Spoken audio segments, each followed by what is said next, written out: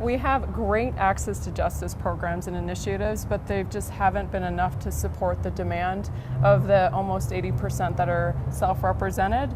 And so Colorado, in 2015, the Supreme Court started to investigate other alternatives, and the concept of limited licensure came up. It had already kind of started in other states like Washington, and Arizona and Utah have also adopted the program. And so that's where the Supreme Court justices said, hey, can you look into this for us? And that was the first Paraprofessional Legal Services Committee.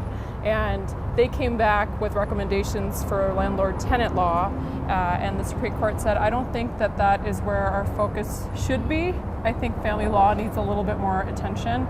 And so then we went through the second committee, which was formed in 2019 to explore specifically family law and limited licensure. Yeah, and I think the focus really changed just because they were seeing that the family law courts were just so backed up and the judges were really taxed. And just the fact that we had this, 70 to 80% staggering unrepresented, people coming through the court system year after year, they said it was kind of a crisis and it really needed to be looked at. Yeah, I love to use the word crisis because as someone, this is your professional space, so you know this like the back of your hand from Right. someone who has no idea, just to hear Right. 70-80% of people are representing themselves. We talked a little bit off camera, 30,000 cases. That seems so massive. Right, and you have to also consider the taxing demands on the court system itself. So, judges can have anywhere between 400 to 500, if not more, cases per judge. And if people are coming in unrepresented, they don't know how the system works, they don't know how the law works, that puts more strain and time on the courts that could otherwise be used to resolve cases. And so the limited licensure program is intended to help relieve that for the courts as well. Mm-hmm. And they do a great job. Judges do a wonderful job in the state of Colorado, but there's only so much they can do at once. Totally.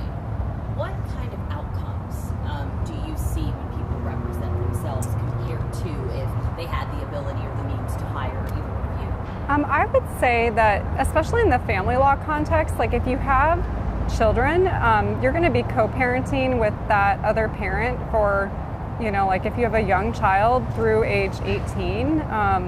So, the outcome can really set, can set forward a better outcome, not only for the parents, but also for the children. So I think when you're represented and you know your rights and the options, it just helps keep people out of conflict. Here's another example. We have state forms that are available online for people who are trying to navigate the system themselves, and I think sometimes attorneys use them too. For example, a parenting plan is something that you would need in a custody case. Now, if you're going at it alone, like Amy just mentioned, you may not know all of your rights and how the law works, and you may come up with an agreement that you thought was a good idea with the other side, and then come to find out later that it's not enforceable or it's just not feasible, or had you gone with somebody that had some legal experience could have given you a better alternative or a better way to phrase that in the parenting plan.